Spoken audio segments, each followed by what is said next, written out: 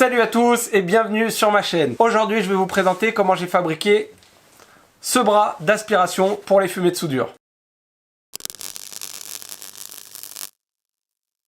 Pour commencer, je vais te montrer le matériel que j'ai acheté et un petit peu comment j'ai imaginé faire les choses. Maintenant, je vais voir avec la pratique, est-ce que je vais réussir à faire ce que je veux. Donc l'idée, c'est d'installer ça ici. Éventuellement, je bougerai ça qui va sûrement me gêner. Et c'est de venir récupérer ici le trou qui était déjà là, de l'agrandir éventuellement. Ici, c'est un boisseau de cheminée et l'idée, c'est juste de souffler et de refaire sortir par le haut tout l'air aspiré. Donc il n'y a pas de filtration, c'est vraiment uniquement une extraction d'air. J'avais déjà un système ici avec un conduit qui venait comme ça, avec une plus petite turbine, ça marchait déjà un peu, mais là j'aimerais vraiment quelque chose d'efficace. Donc qui dit plus efficace dit plus gros. Déjà le moteur, ici c'est une aspiration qui est en 250 mm, donc je sais pas si tu te rends compte, mais c'est quand même bien balèze. Alors, j'avais choisi, moi, une aspiration en 200 mm. Donc, c'est ce diamètre-là. Je l'ai commandé sur le site. D'ailleurs, je te mets le lien dans la description. C'est Gros Shop, pardon. Ils me l'ont vendu, il n'y avait pas de souci. Malheureusement, ils étaient en rupture de stock. Et gentiment, ils m'ont proposé de basculer sur la 250 sans frais supplémentaires. Donc, évidemment, j'ai accepté. Celle-ci, la 250, elle est donnée pour 1800 m3 par heure. Et moi, j'avais choisi la 200 mm, donc qui est donnée pour 1200 m3 par heure. Donc autant dire que ça envoie pas mal, très simple à brancher et il y a même un petit potentiomètre pour varier la vitesse d'aspiration. De ce côté c'est la sortie, donc là j'ai juste un bout de gaine, donc c'est aluminium d'un côté et plastique de l'autre et ça va juste me servir à sortir et aller rentrer dans le boisseau de cheminée. Donc pour le reste, du coup on a une réduction qui arrive en 125, on remonte avec un peu de flexible, on arrive à un premier coude et là on va voir le bras qui va se déplier dans l'atelier. Donc bras d'aspiration en deux parties, j'ai imaginé que ça serait 2 fois 1,5 m. À voir comme ça dans l'atelier ça me paraît un peu grand. Donc du coup les bras les voilà, j'ai commandé ça chez Moose, qui m'ont offert un super beau autocollant. Le site est très bien fait, ils font tout ce qui est aspiration de copeaux principalement, mais aussi aspiration de soudure, tout ce qui est aspiration d'air en général. Le site est très bien fichu, on peut commander plein de réductions, plein de coudes, c'est très modulable, c'est très bien expliqué et c'est très facile de commander sur ce site, c'est pour ça que je l'ai choisi. Pour ma part, j'ai choisi des longueurs en 1 mètre pour la simple et bonne raison que si on part sur du 2 mètres, les frais de port augmentent considérablement. Donc c'est pas grave, j'en ai pris 3 et j'en couperai un à la moitié, ça me fera 2 fois 1,5 m. Donc un premier bras qui va tourner comme ça et le deuxième qui va encore se redéployer. Au bout du coup du deuxième bras, on repart en gaine flexible et là je sais pas encore exactement comment je vais gérer ça, je vais déjà construire le reste et on verra, mais l'idée c'est au bout, éventuellement tu vois j'ai des petits abat-jours et c'est de venir se caler un truc comme ça pour venir au plus près de la soudure. Voilà pour la théorie, je me rends compte, j'ai imaginé ça un peu tout ça au bureau, je me rends compte ici dans l'atelier que ça va faire un truc assez balèze et je redoute un peu que ça ne se passe pas exactement comme j'ai prévu. Mais c'est comme ça le bricolage, de toute façon il faut bien savoir que le plus dur dans le bricolage souvent, c'est de commencer le projet. Une fois qu'on a commencé, on est lancé et les problèmes se résolvent au fur et à mesure. En tout cas c'est un conseil que je peux vous donner, lancez-vous. Souvent on ne se lance pas principalement par peur d'échouer et du coup plus on a peur d'échouer et moins on se lance, et moins on se lance, et moins on fait. Voilà, c'était la petite minute philosophique.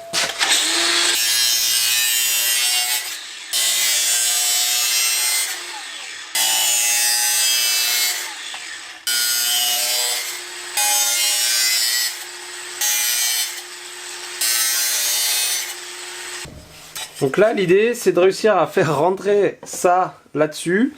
Parce que tu vois, lui, il irait bien à l'intérieur et à l'intérieur, je peux pas. Il faut que ça aille à l'extérieur. Je n'avais pas trouvé ce qu'il me fallait. Quelques coups de meuleuse avec un disque très très fin. Je vais élargir un peu, repositionner par-dessus. Et puis s'il faut, je remettrai quelques points de soudure.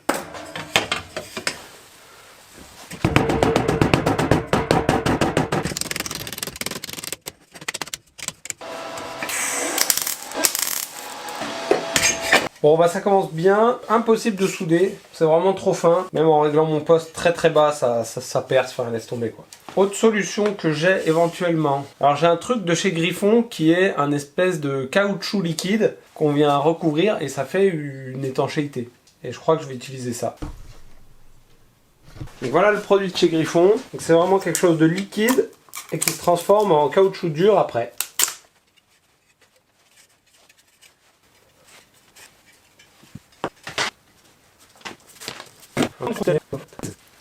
Bon, je suis pas très content de ce que je fais. Changement de plan. J'ai une autre idée. Je vais tout simplement mettre du mastic de carrossier.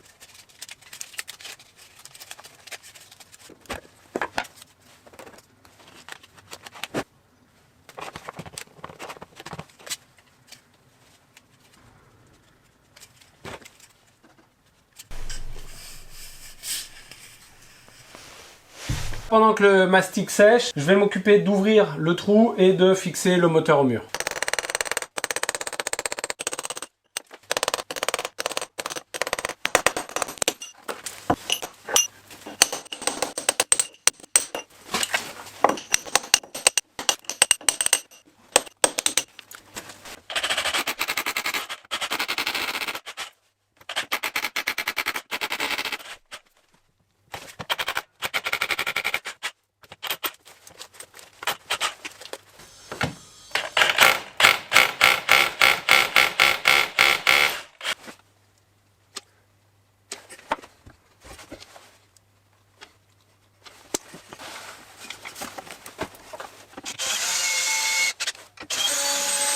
Bon, j'ai fixé, j'ai encore eu des galères puisque ça c'est un vrai gruyère derrière, je l'avais rebouché avec de l'enduit dans les épisodes quand j'ai refait le mur là. Et bon bref, j'ai réussi à foutre 2-3 chevilles, c'est pas trop mal. Comme j'étais pas très sûr de ma fixation, j'ai rajouté du high-tack, donc sous les pattes, il est fixé au mur puis il est collé aussi au mur. Et là il y avait une petite vis qui sert pas grand chose, enfin elle doit avoir une utilité, mais bref, ça me sert du coup tenir mon contrôleur. Alors je voulais le coller aussi parce que j'ai réussi à mettre qu'une vis et ça aurait été bien de pouvoir en mettre une deuxième.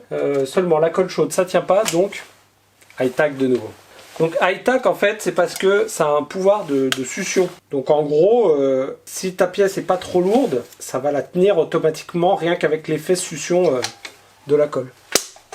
Donc avec ça, ça c'est sûr que ça tient, mais ça tient même des fois des trucs beaucoup plus lourds que ça. Alors ça peut être pas pratique si t'as des fixations à faire, tu vois, si tu, par exemple, je sais pas, fixation de radiateur ou trucs comme ça, où t'as un petit châssis en acier, tac, tu viens le positionner, il tient en place, et après, pouf, t'es tranquille pour aller mettre tes vis. Donc ça t'aide à mettre les vis, et puis après, derrière, bah, ça solidifiera la fixation.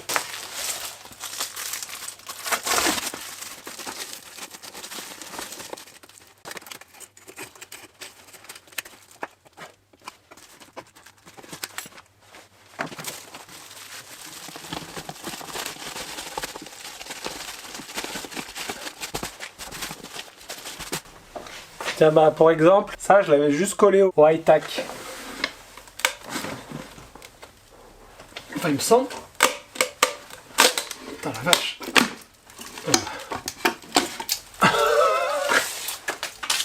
Oh, bah, c'est la boîte qui a lâché. Oh la vache.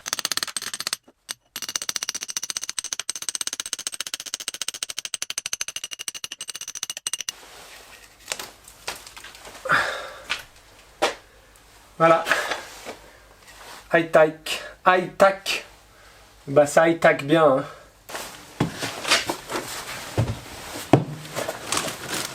Bon, j'ai loupé, il n'y avait plus de batterie, alors je sais pas ce que tu as vu.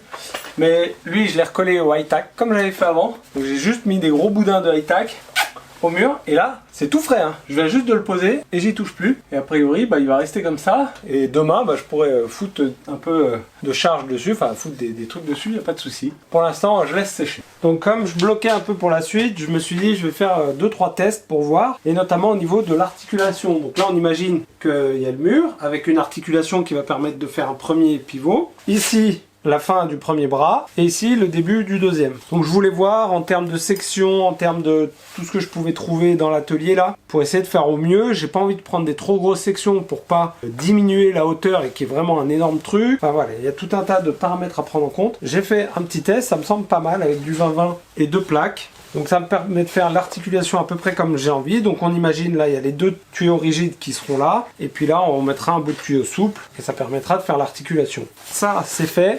Ici j'ai réfléchi, je vois à peu près comment je vais faire. Donc on va passer à la fabrication.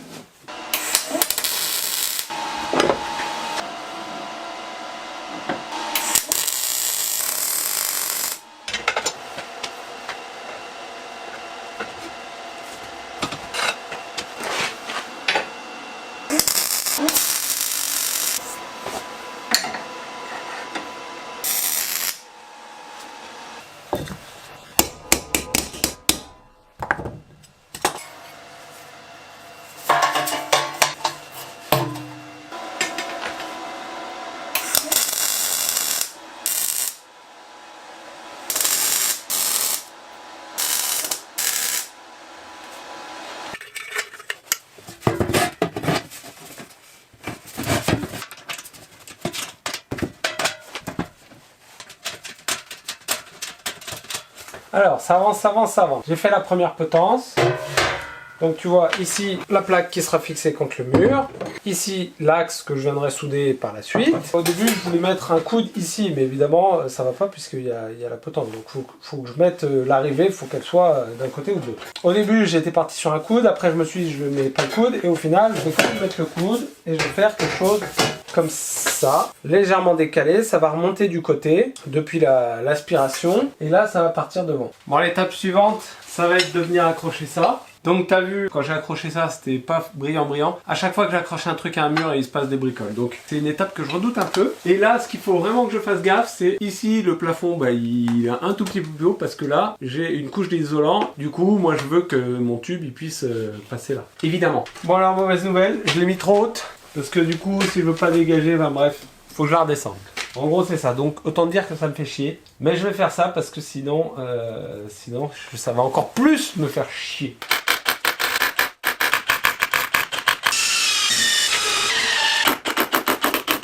Bon, pour la fixation, je vais tenter ça.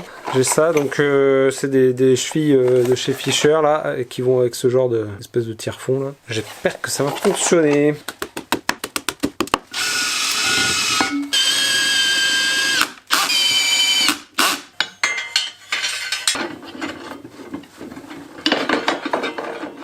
Bon alors je sais pas ce que j'ai foutu encore, mais visiblement je l'ai mis 2 cm trop haut. Bref, peu importe. Je vais le descendre de 2 cm. Par contre, ce qui est bien, c'est que là, les attaches, elles tiennent vraiment bien. Donc ça, c'est top. Là, j'en ai mis que 2 et franchement, je serais prêt à me pendre dessus. Donc là, je vais en mettre 8, sûr et certain. Bon, du coup, j'ai repercé 2 trous un peu plus haut pour le descendre. C'est soit ça, soit je rajoutais des chevilles. Hein, donc, ça revient au même.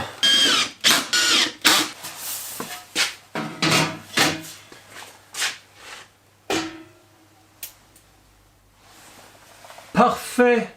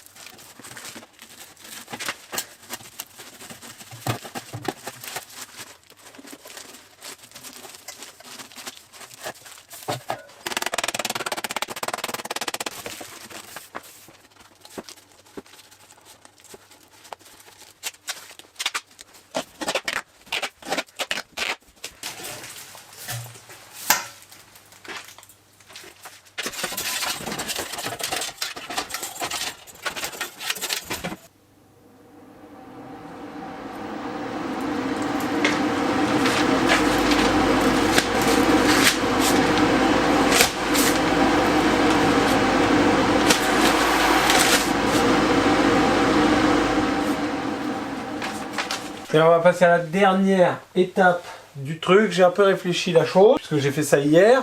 L'idée c'est d'avoir ici un morceau qui puisse se balader comme ça. Et comme là, bah, t'imagines bien que si on capte la fumée comme ça ne va pas. Il faut qu'au bout on ait encore une articulation. Donc une petite articulation pour toujours pouvoir mettre l'aspiration et bien dans le sens qu'on veut. Une chute du tuyau, ça va nous faire comme ça. En gros c'est ça. Hein. En gros là je vais découper des pattes et puis je viendrai mettre des rivets.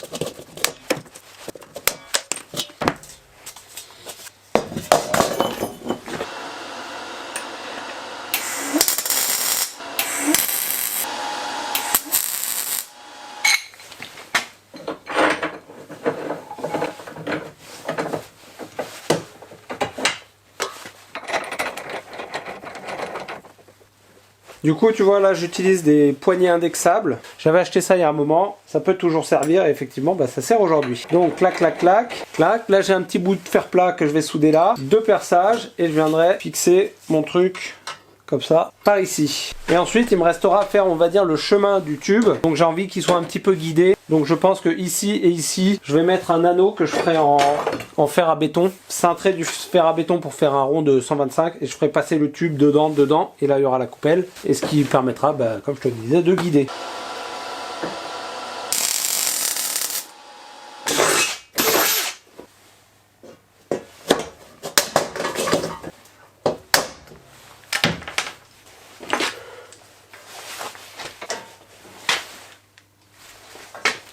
Un petit tuto pour vous apprendre à faire un magnifique rond patatoïde comme ceci. Donc déjà dans un premier temps, il faut un bon étau, une pince à Staline comme dirait l'ami Ultimate Making. Après, un truc comme ça qu'on appelle je crois une griffe. Mais en gros, 2 ronds soudés sur un tube pour faire levier. Et puis la matière, à savoir un bon rond de fer à béton. Et puis bah après, t'y vas quoi. Petit à petit.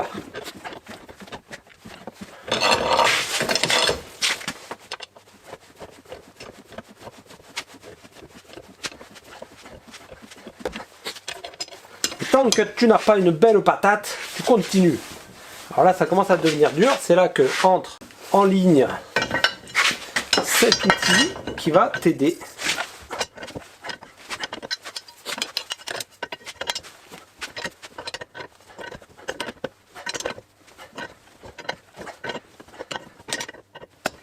Alors on commence à avoir une belle patate. Là on vérifie avec sa première patate, voir si on a la bonne patate. Là il manque un peu de patate, alors on va continuer la patate.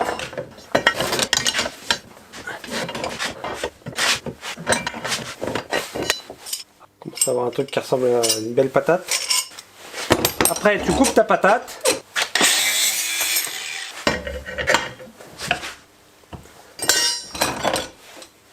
Et voilà, plus qu'un point de soudure et on sera bon.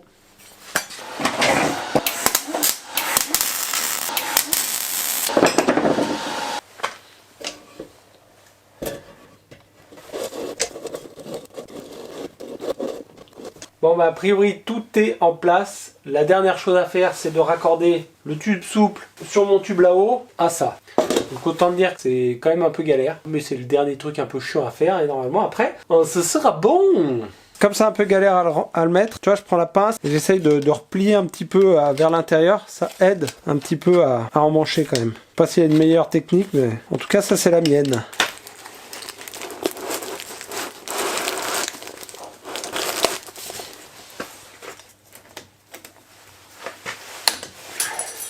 Voilà, il reste le plus dur à faire, ça va être le dernier. Je peux pas tourner et ça va être bien galère. En plus, je crois qu'il faut que je le fasse en position.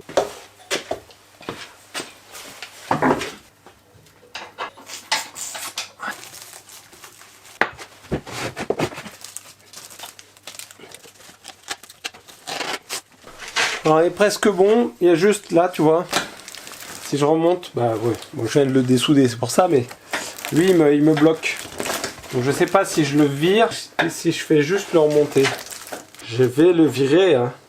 Je vais le virer. Alors comme j'ai déjà tout mis le tube, je crois que je vais le disquer autour en faisant attention. Comment est-ce que je pourrais faire? Peut-être avec une grosse pince.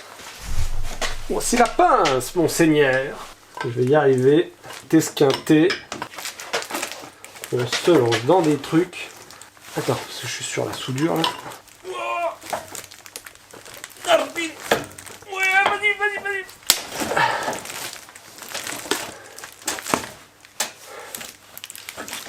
Qu'est-ce que j'ai pété? C'est bon, c'est bon. Fait à l'opposé et ça devrait sortir. Pas besoin d'aller au crossfit, hein, moi je te le dis. Tu me vois, ouais.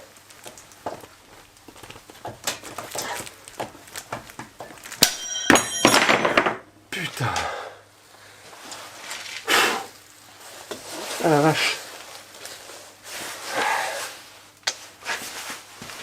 Tout ça parce que le mec il veut pas défaire son tuyau. Mais ça me semble tout à fait mieux. Alors j'ai juste un petit peu de meulage à faire là. Et on sera bon, putain.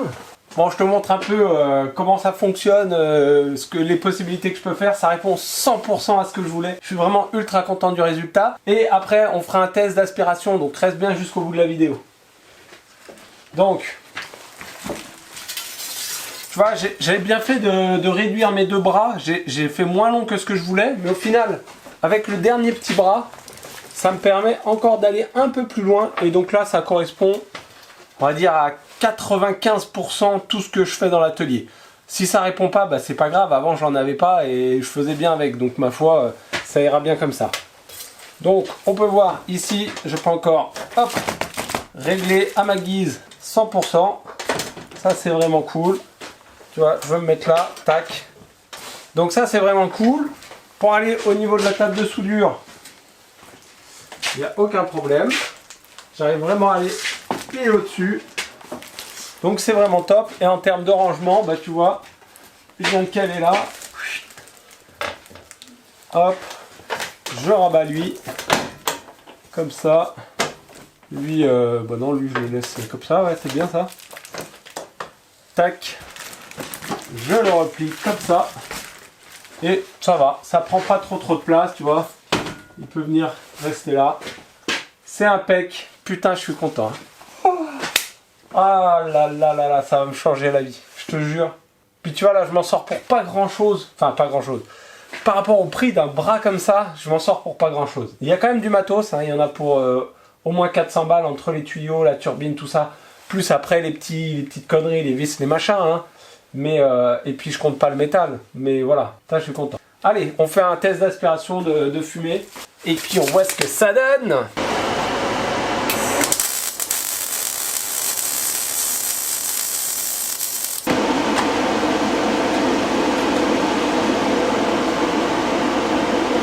Alors je vais être honnête avec toi, à cette distance là c'est pas foufou. J'ai regardé quand j'approche et que ça fume, c'est vraiment dans la zone des 20-25 cm. Alors là c'est super efficace. Donc je vais te refaire une soudure comme si je soudais un meuble, tu vois, donc je vais me mettre un peu plus haut. Et puis là tu vas voir que c'est bien efficace.